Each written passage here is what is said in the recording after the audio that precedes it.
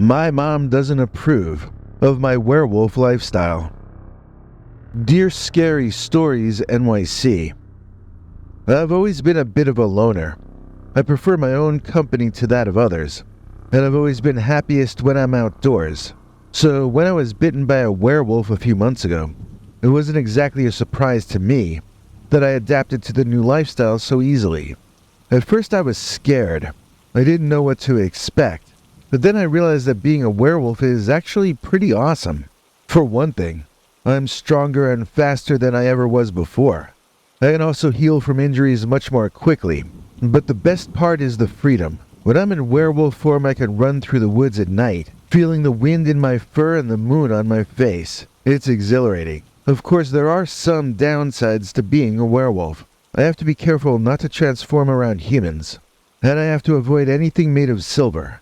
But overall, I love my new life. When I told my mother about it, though, she was horrified.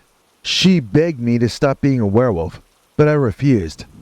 I told her that it's who I am now, and that I wouldn't change even if I could. My mother and I haven't spoken since. She's cut me off completely. It hurts, but I understand why she's upset. She is just trying to protect me. But I'm not a little kid anymore. I can make my own decisions. And I've decided that I'm going to live my life as a werewolf. Here are some of the things I love about being a werewolf. The strength. The speed. I can run through the woods at night like a ghost. And I can lift things that would normally be impossible for me. The healing. I can heal from injuries almost instantly. If I get cut or scratched, it's healed up within seconds. The freedom. When I'm in werewolf form, I can go anywhere I want and do anything I want. I'm not bound by the laws of society. The sense of community. There are other werewolves out there, and we're all connected by a shared bond. We know that we can always count on each other. Of course, there are some downsides too. The bloodlust. When I'm in werewolf form, I have a strong urge to kill. I have to fight it all the time. The loneliness. My mother is the only person who knows about my secret, and she doesn't approve. I can't tell anyone else, because I'm afraid of what they'll think. I'm always afraid of losing control and hurting someone. But despite the downsides, I love being a werewolf. It's made me a stronger and more independent person. I'm no longer afraid of anything, and I'm not going to let my mother stop me from living my life.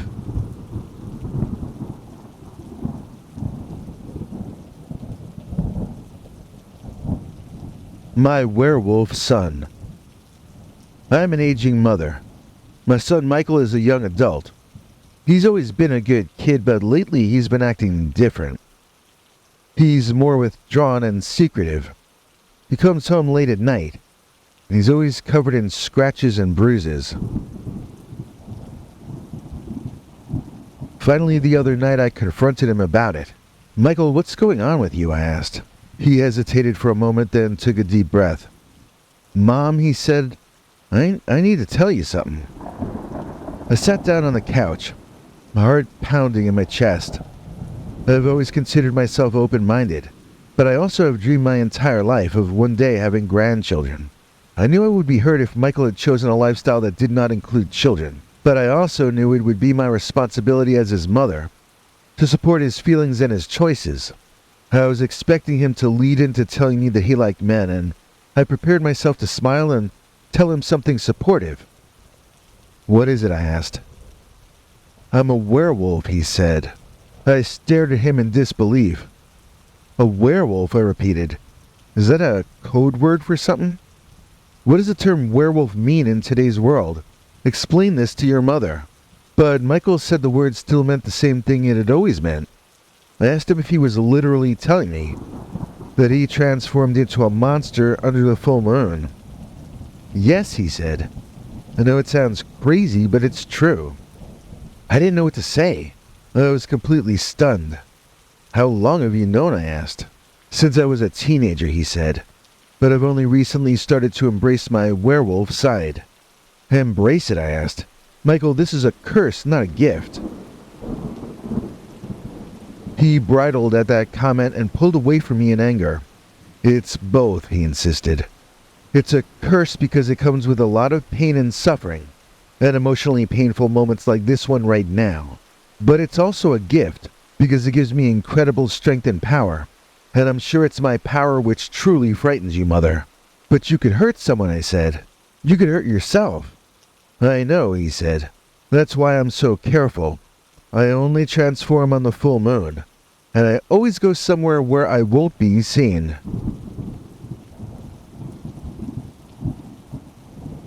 I still didn't know what to say. I was scared for my son. I was scared of what he might do. But why are you telling me now, I asked. Because you asked, he said, and because I need your help. I need you to understand. I took a deep breath and I nodded. I'll try, I said. Michael told me everything. He told me about the transformations, the pain, the hunger. He told me about drinking blood from living creatures.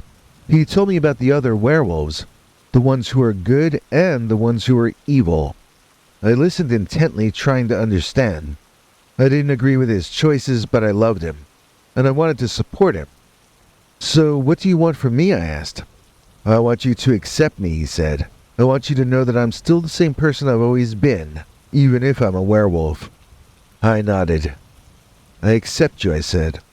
I love you, Michael. He smiled. Thank you, Mom, he said. That was a few months ago. Michael has been transforming every full moon since then. I've gone with him a few times to make sure he's safe. Terrifying to see him transform, but it's also amazing. He is so beautiful and powerful in his werewolf form. I still don't like the idea of Michael being a werewolf, but I'm trying to be supportive. I know deep down it's not really his choice. He was born this way. I am also trying to learn more about werewolves. I want to understand what Michael is going through. I've been reading books and articles, and I've even talked to a few other werewolf mothers. I'm still learning, but I'm starting to understand that being a werewolf isn't as black and white as I thought it was. There are good werewolves and bad ones, just like there are good and bad people. I'm also starting to realize that Michael is still the same person he's always been, even if he's a wolfman now. He's still my kind and caring son. I love him, and I'm gonna support my werewolf son, no matter what.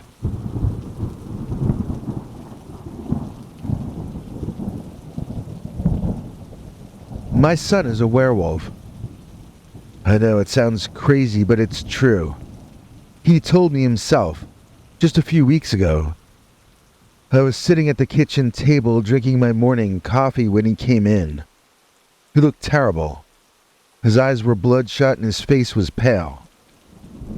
Mom, he said, sitting down across from me, I have something to tell you. I took a sip of my coffee. What is it? I'm a werewolf, he said. I stared at him for a moment, trying to process what he had just said. What do you mean, werewolf? I mean, I turn into a wolf every full moon, and I've been doing it for years. I put my coffee cup down. Are you serious? He nodded. I know it's hard to believe, but it is true. I didn't know what to say. I was still trying to wrap my head around the idea that my son was telling me that he was literally a werewolf.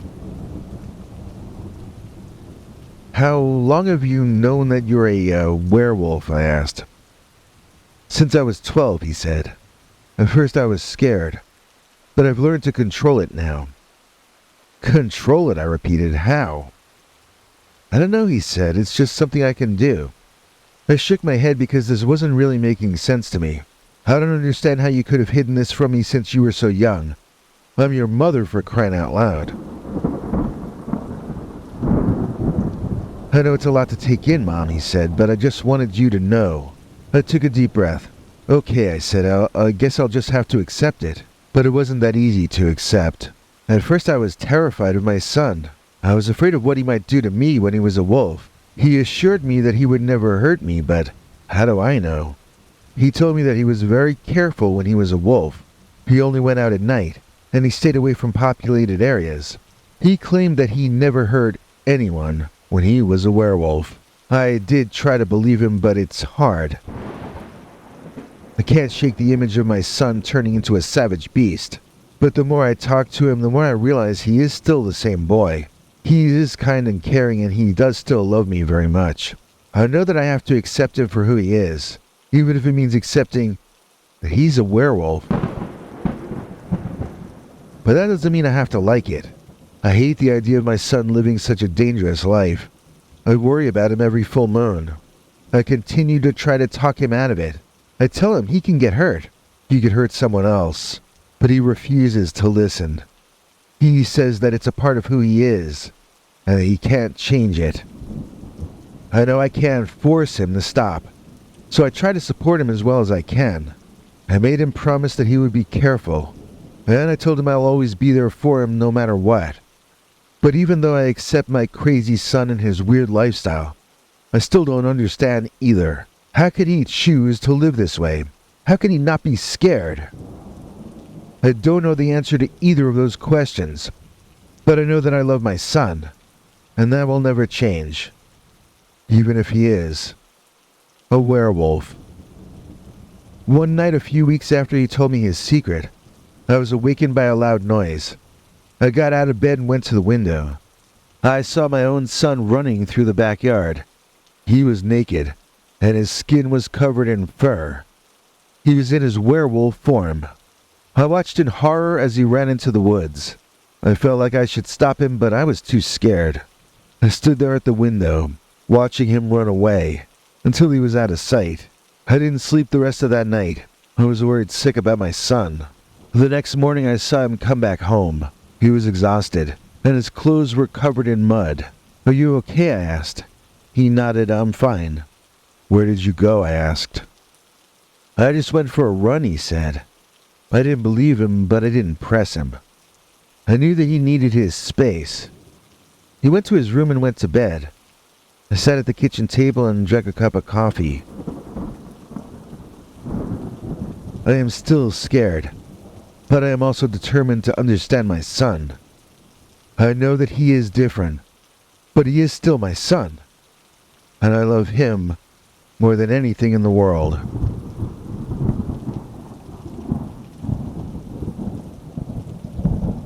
Her next story, werewolves aren't real. I never thought I'd be an aging mother whose adult son is a werewolf.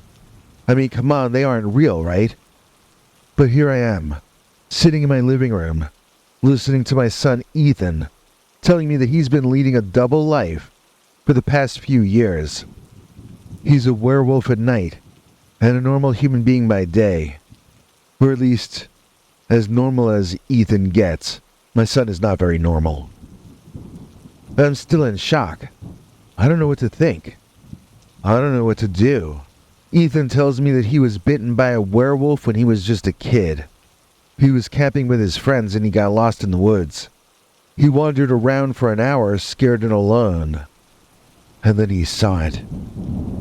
It was a huge black wolf. It had glowing red eyes, and it was staring right at him. Ethan froze. He didn't know what to do.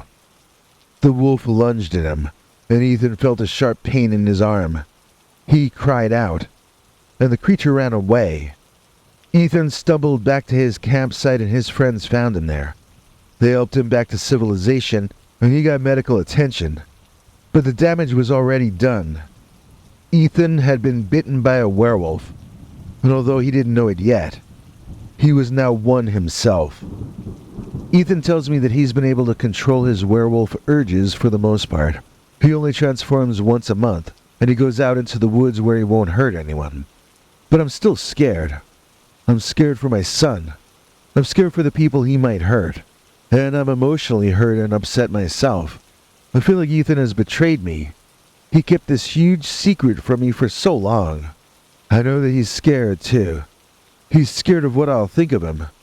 He's scared of what'll happen to him if he loses control.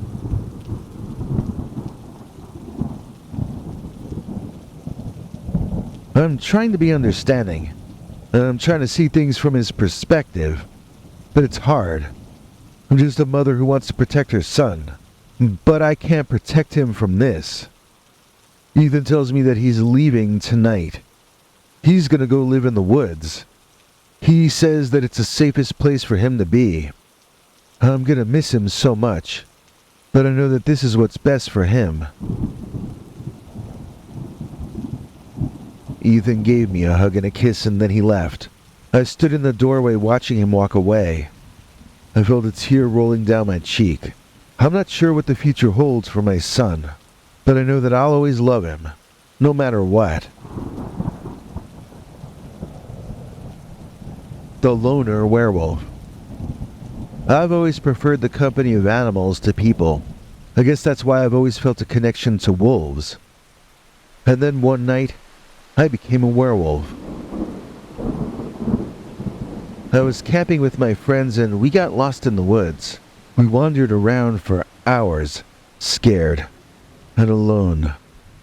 And then there they were, a pack of wolves, the largest and most prehistoric-looking wolves I had ever seen. I felt doomed, and I felt awed. They were beautiful and terrifying at the same time. They were so big and strong, and their eyes glowed in the moonlight. We froze because we didn't know what to do.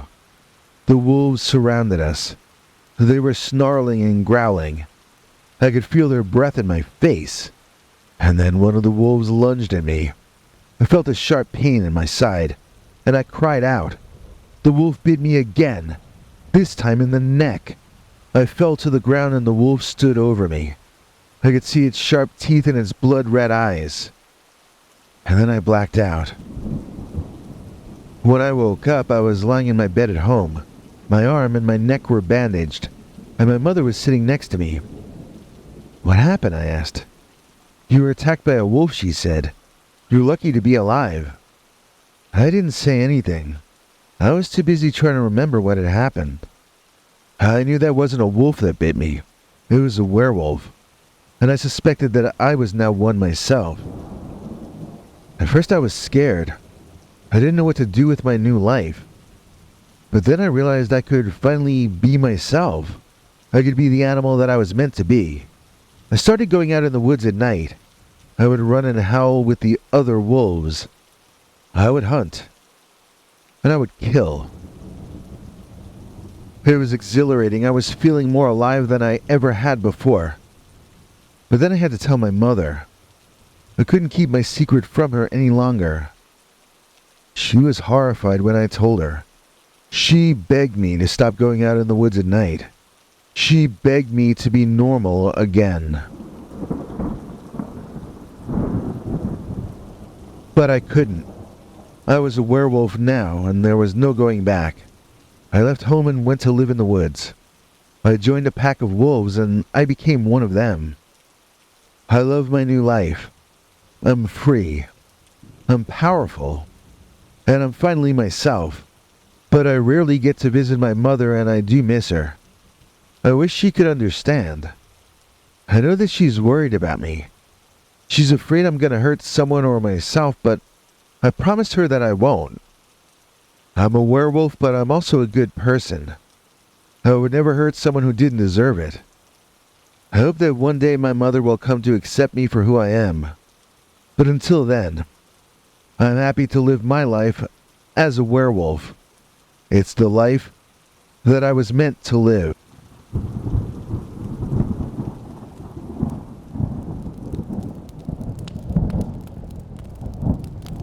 Today's episode is brought to you by our new line of Scary Stories Halloween merchandise, including this cool pickleball set in Halloween colors, and also hot pink if that's what you like. But scroll down a little bit and you see that we've got a lot of cool new stuff. Like this Scary Stories Pint Glass here. And oh yeah, I might get these myself. The Scary Stories die-cut stickers.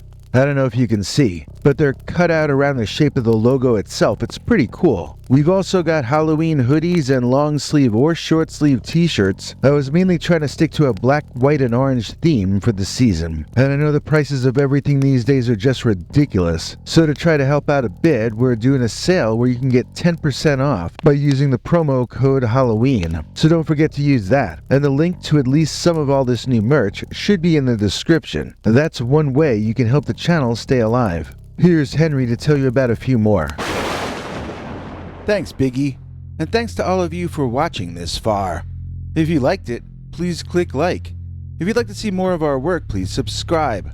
And also click that bell icon if you'd like to be notified when we put out a new episode. To become an executive producer, you can donate to us through the thanks button under each of our videos or through our paypal.me/PeterBernard209 page. To receive cool perks like secret uncensored Dogman episodes far too wild to ever run on this channel, you can become a YouTube channel member by clicking the join button, or join our PayPal subscribers club at peterbernard.com. Joining either at the $3 a month level or above gets you access to our over 25 hours of secret uncensored Dogman stories available nowhere else. Do you have a scary story about Dogman or some other kind of high strangeness that happened to you? Let us know by emailing us at scarystoriesnyc@gmail.com or by leaving us a voicemail message at 804-LA-SCARY. You may need to call back on that when it cuts off after I think 3 minutes. And if you don't want to do any of that stuff, thank you for simply watching to the end. Good night, and have a scary tomorrow.